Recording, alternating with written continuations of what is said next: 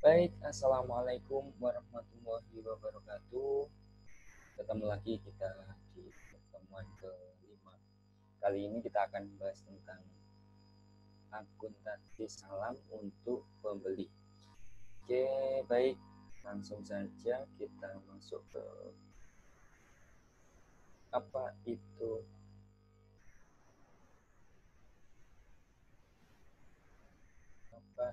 akuntansi salam. Adik pasti pernah dengar yang namanya akad salam, transaksi salam itu seperti apa? Pernah dengar juga kalau salam itu pesanan Pak, kalau salam itu dibayar di muka Pak. Oke, mari coba kita bahas di pertemuan kali ini. Nah, uh, salam ini biasanya diartikan akad jual beli barang pesanan Muslim dengan pengiriman di kemudian hari oleh penjual atau Muslim ilaih, dan pelunasannya dilakukan oleh pembeli pada saat akad disepakati sesuai dengan syarat-syarat tertentu. Jadi transaksi salam itu biasanya dilakukan adalah berdasarkan pesanan seperti kata adik-adik tadi. Kemudian poin yang kedua, dibayarkan uangnya, dibayarkan pelunasannya dilaksanakan di awal atau dibayar di muka. Seperti itu untuk transaksi akad salam. Biasanya dilakukan dalam hal apa? Macam-macam, cuman di bukunya Wiroso ini dijelaskan di barang-barang pertanian gitu. Karakteristik akad salam. Jadi harga, spesifikasi, karakter, kualitas, kuantitas, dan waktu penyerahan yang dipesan sudah ditentukan, disepakati di awal. Jadi seandainya nanti ada yang pesan jagung misalkan dengan kualitas A dengan berat berapa ton gitu, dan diserahkannya nanti setelah 3 bulan dari akad dilakukan seperti itu. Jadi kalau misalkan nggak disepakati di awal, nanti nyatetnya bagaimana, itu yang nanti kita bahas. Karena kualitasnya udah jelas, harganya udah jelas, spesifikasinya juga udah jelas. Kalau seandainya ada perbedaan, kita pesennya jagung dengan kualitas A, tapi ternyata yang dikirim jagung dengan kualitas B, tentu saja yang lebih rendah, maka akan ada selisih. Nah, siapa yang mencatat kerugian dari selisih itu? Nanti kita bahas. Oke, nah ini ada dijelasin juga nih. Untuk akad salam ada yang namanya salam biasa, kemudian ada yang namanya salam paralel. Kalau salam biasa itu transaksi jual beli di mana barang yang diperjualbelikan belum ada, dan ketika transaksi dilakukan pembeli melakukan bayar di muka, sedangkan penyerahan barang baru dilakukan di kemudian hari. Itu salah satu bentuk definisi dari salam. Kemudian salam paralel itu melaksanakan dua transaksi baik salam, yaitu antara pemesan dan penjual, dan antara penjual dengan pemasok atau pihak ketiga lainnya secara simultan. Jadi berbarengan. Bisa jadi kemarin kalau di pertemuan kemarin murabahah kita ada 3 aktor nih. Ada Aminah sebagai pembeli, kemudian ada LKS Basmalah sebagai penjual dan pembeli, kemudian ada pemasok yang namanya PT Barokah. Nah, kali ini nanti kita akan kenalan. Ini kita coba.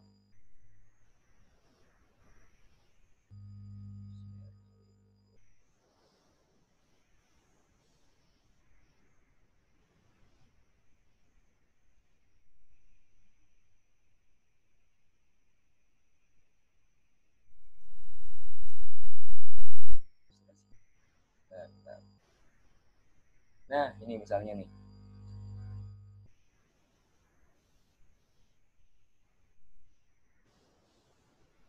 Nah, transaksi yang di sini nih, jadi lembaga keuangan syariah sebagai pembeli. Nah, ini namanya ada Amanah Gusti sebagai bank syariah atau pemesan. Nah, dia pesan barang kepada KUD Berkah sebagai produsen, kemudian menyerahkan barangnya. Ini salah satu bentuk salam yang biasa. Kemudian Kalau salam yang paralel bagaimana? Nah ini. Tadi amanah Gusti. Jadi ada beberapa aktor ya di sini. Ada yang namanya KUD Berkah, kemudian ada LKS Amanah Gusti dan Bulog sebagai pembeli. Jadi urutannya nih, Bulog pesan kepada LKS Amanah Gusti. Karena LKS Amanah Gusti tidak bisa memenuhi kebutuhannya, nggak bisa produksi, nggak bisa sebagai pemasok, maka LKS Amanah Gusti dia pesan lagi kepada KUD Berkah. Ya. Ini adalah salah satu bentuk dari salam paralel. Jadi pertemuan kali ini kita membahas tentang akuntansi salam, akuntansi salam untuk pembeli. Jadi posisinya Amanah Gusti ini bisa jadi pembeli, bisa juga jadi pemasok atau pembuatnya. Kita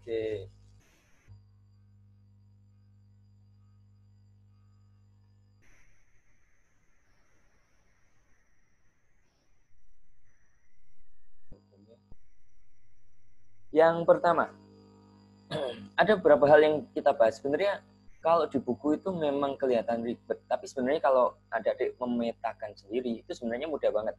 Jadi ada 3 hal nih, coba diingetin ini satu. 3 hal. Jadi ada 3 hal. Yang pertama nih, kita akan membahas tentang penyerahan modal salam kepada produsen. Oke ya, ingat ya. 5.3.2. Kita membahas tentang penyerahan modal salam kepada produsen. Kemudian yang kedua, penerimaan barang pesanan produsen. Oke. Barang pesanan dari produsen maksudnya. Kemudian yang ketiga, pada saat jatuh tempo tapi nggak ada penerimaan barang, itu bagaimana? Kemudian yang terakhir, denda, sama seperti kemarin. Jadi 3 ini yang inti. Kalau yang denda saya kira sama seperti di Merubah kemarin. Yang pertama nih, penyerahan modal salam kepada produsen. Jadi yang namanya salam, kita akad di awal, transaksi negosiasi di awal sudah jelas spesifikasinya apa, kualitasnya apa, kuantitasnya seberapa, sudah disepakati, kemudian akad, dan kemudian dibayarkan di awal. Cuman ada yang membedakan di transaksi salam ini. Menyerahkan modal. Modal maksudnya buat siapa? Menyerahkan modal buat produsennya, buat pembuatnya. Nah, apakah modal itu selalu dalam bentuk uang? Nah, dalam transaksi salam tidak melulu itu bahasa Indonesianya, Pak. Tidak selalu modal yang diberikan itu dalam bentuk uang. Bisa juga uang tunai, bisa juga bibit, bisa juga pupuk, atau bisa juga peralatan, tergantung nanti di negosiasinya seperti apa. Yang pertama nih, bisa dilihat 5.3.2 penyerahan modal salam kepada produsen. Nah, poin yang A, penyerahan modal dalam bentuk uang tunai atau kas. Sudah jelas. Ini sekali lagi posisi kita di pertemuan kali ini kita membahas tentang akuntansi salam untuk pembelinya. Ya, yang namanya pembeli di contoh 5/2 itu saya bacakan dari histori contoh umum di atas. Tanggal 15 April 2007 LKS Amanah Gusti menyerahkan modal salam atas harga barang salam yang dipesan pada kelompok petani Ngudi Rezeki. Jagung spesifikasinya BC16 super type A dalam bentuk uang tunai sebesar 80 juta.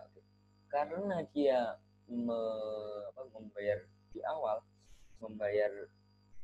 modalnya di awal kepada pembuat, maka mencatatnya sebagai pembeli adalah piutang salam pada kas sejumlah 80 juta sesuai dengan yang dia bayarkan. Gitu. Lalu piutang ini kapan akan dibalik? Nanti ketika sudah ada penyerahan barang.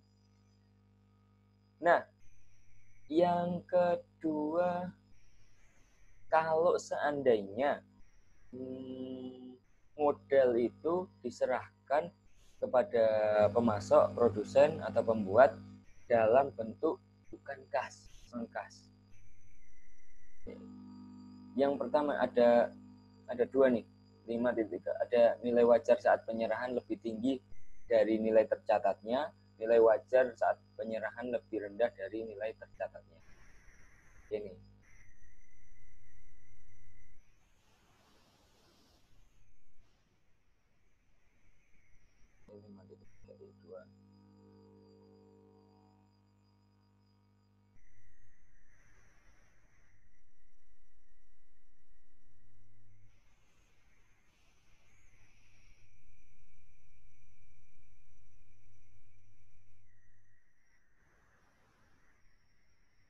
Nah ini, nilai wajar saat penyerahan lebih tinggi dari nilai tercatatnya.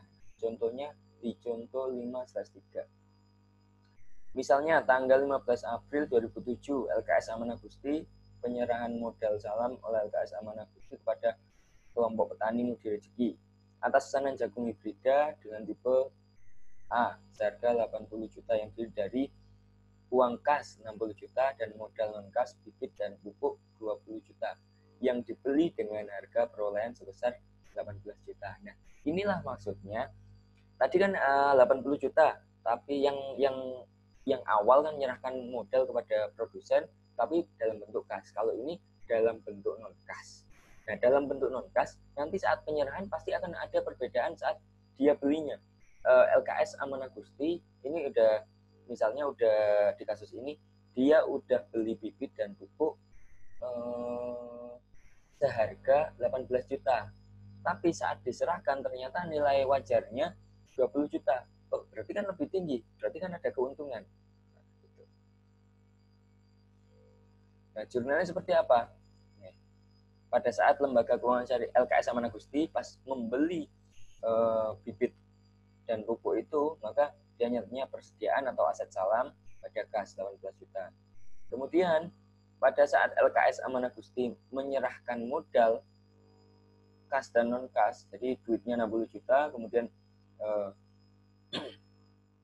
terus bibit dan pupuknya 20 juta. Nah, maka jurnalnya piutang salam 80 juta, kasnya 60 juta karena uang tunai yang diberikan 60 juta, kemudian persediaannya sesuai dengan apa yang dicatatkan di laporan keuangannya dia, dan selisihnya 2 juta diakui sebagai keuntungan penyerahan aset. Kemudian yang kedua, tadi seandainya nilai wajar lebih tinggi daripada harga perolehan. Tapi seandainya kalau lebih rendah seperti apa? Nah, contohnya di yang kedua ini, di 5/4, ini bibit dan pupuknya harganya 25 juta. Nah, pada saat membeli, tadi kan 18 juta, berarti masih sisa 2 juta. Tapi ini 25 juta, berarti ada selisih 5 juta. Nah, siapa yang nanggung? Nah, pada saat pembeli barang modal salam yang dilakukan persediaan pada kas 25 juta pada saat beli modalnya. Kemudian pada saat penyerahan modal salam kepada petani Mudi Rezeki, nah, jurnal yang digunakan piutang salamnya 80, kita akui kerugian penyerahan aset salamnya 5 juta, kasnya 60, persediaan asetnya 25 juta.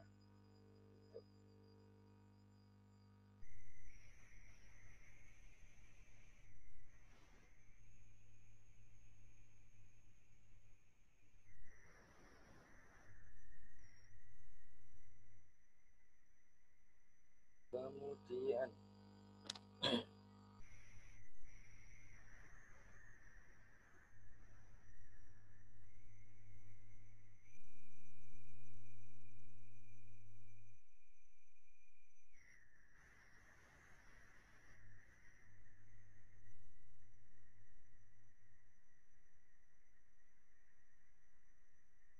selanjutnya,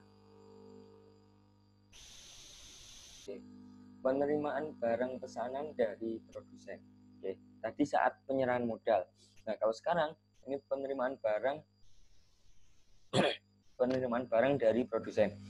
Nah, contohnya nih, yang pertama, penerimaan barang salam dengan kualitas sama dengan kontrak. Jadi yang pertama, kualitas barangnya. Tadi pesan jagung, tipenya hibrid 16, kemudian tipe A.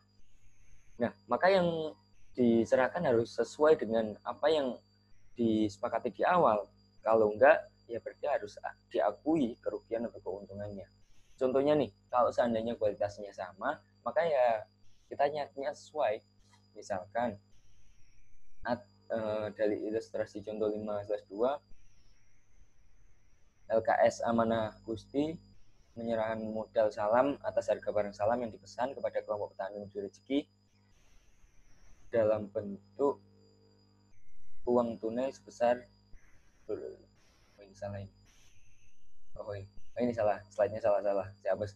Ini yang benar.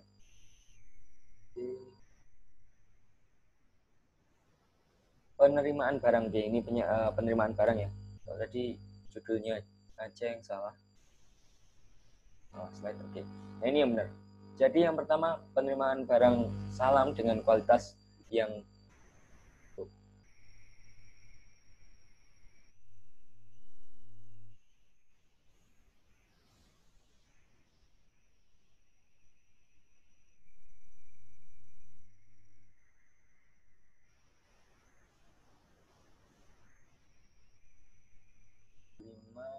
coba kita cek di punya saja.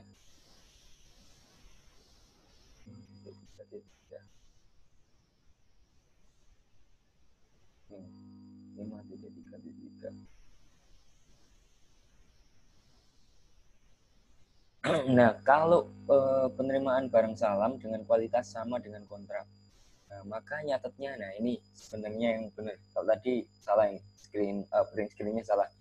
Yang benar ini. Jadi seandainya ternyata diterima barangnya ya sesuai dengan apa yang disepakati, maka nyatetnya juga sama. Persediaan pembeli berarti menerima barang, persediaannya nambah, kemudian piutangnya berkurang karena sudah dikasihkan barangnya. Kemudian yang kedua, kalau berbeda, seandainya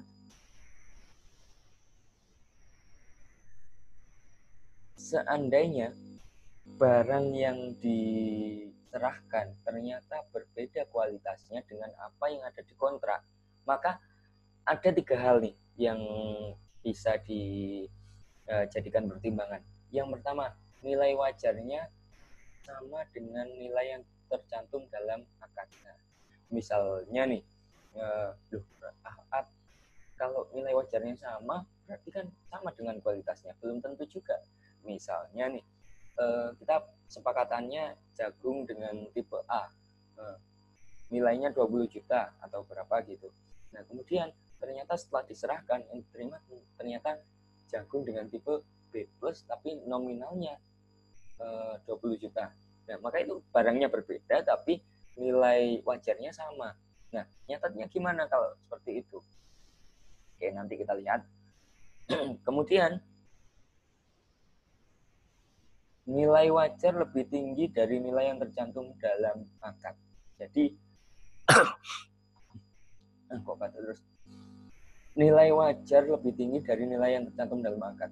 Jadi ternyata kita pesennya spek dengan tipe B, ternyata yang dikirim barangnya tipe A. Nah, maka ada selisih pasti kan, ada selisih lebih. Nah, cara nyatetnya gimana?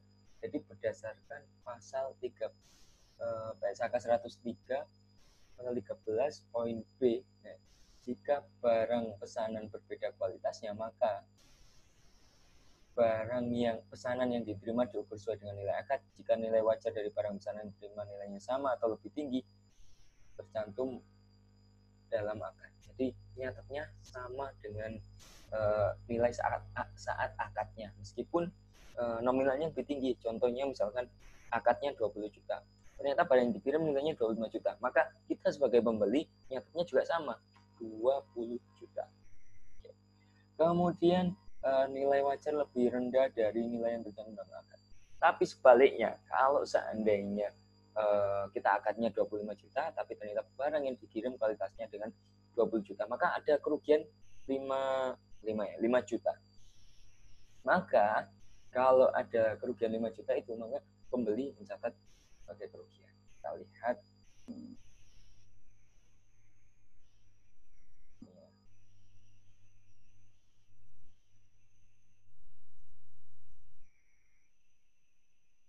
Nah, ini contoh 5.6. Kalau seandainya barang yang dikirim ternyata berbeda, tapi nilai wajarnya sama, maka nyatanya juga nilai wajarnya sama. Tapi kalau nilai wajarnya lebih tinggi dari nilai yang diakadkan, maka dia nyatetnya sesuai dengan apa yang diakadkan. Sesuai dengan PSAK 103 tentang akuntansi salam paragraf 13 huruf B. Gitu aturannya. Beda lagi dengan penerimaan barang salam dengan kualitas yang berbeda. Kalau nilai wajarnya lebih kecil, maka dia harus mengakui kerugiannya. Tuh. Lanjut.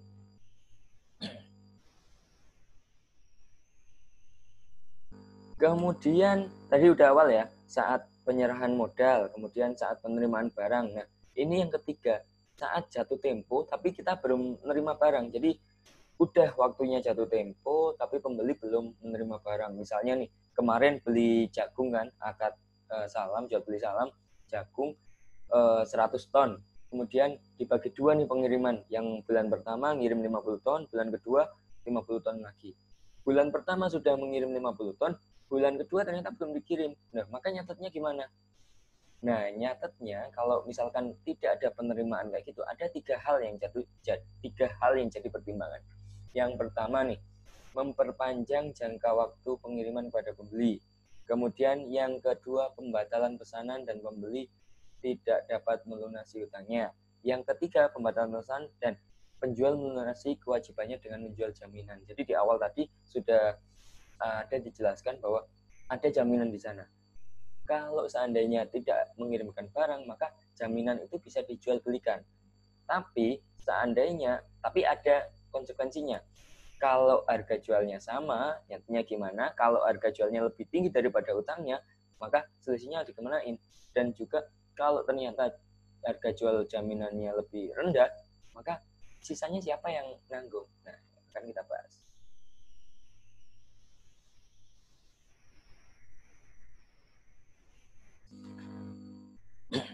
Oke.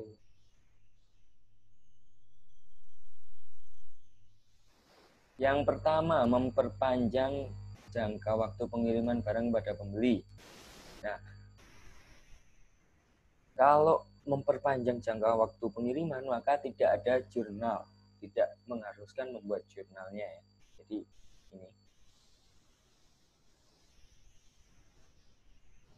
Kemudian seandainya pertama nih sudah memperpanjang sudah, kemudian membatalkan pesanan dan penjual tidak dapat melunasi hutangnya. Contohnya di 5/10. Nah, tidak kelompok tani Ngudi Rezeki tidak dapat memenuhi kewajibannya untuk menyerahkan barang pesanan terhadap tahap keempat, yaitu sebesar 25 ton jagung seharga 20 juta. Atas hal tersebut, LKS Aman Agusti membatalkan akad salam dengan kelompok tani Ngudi Rezeki. Maka jurnalnya adalah piutang petani Ngudi Rezeki pada piutang salam. Kemudian yang ketiga nih, kalau seandainya pembatalan pesanan, kemudian penjual melunasi kewajibannya dari hasil penjualan jaminan. Kalau di kasus ini dia menyerahkan jaminan sepetak sawah kalau nggak salah. Kalau sepetak sawah berarti bukan sawahnya yang dijaminkan, tapi sertifikatnya dong. Oke, misalnya hasil penjualan sama dengan utang penjual. Nah, hasil penjualan ternyata hasil penjualan sepetak sawah ternyata nominalnya sama dengan utangnya, maka jurnalnya sama, kas pada piutang salam. Karena kita menerima duit dari penjual atau produsen. Kemudian yang kedua, kalau seandainya jaminannya hasil penjualan jaminan ternyata lebih kecil daripada hutang penjual, maka ada kerugian nih. Contohnya nih, hutangnya kan piutang, kita punya piutang 20 juta, tapi harga pasar ya hasil penjualan jaminannya nominal cuma 15 juta, maka kurang 5 juta kan, kurang 5 jutanya dicatat sebagai apa? Sebagai piutang petani Ngudi Rezeki.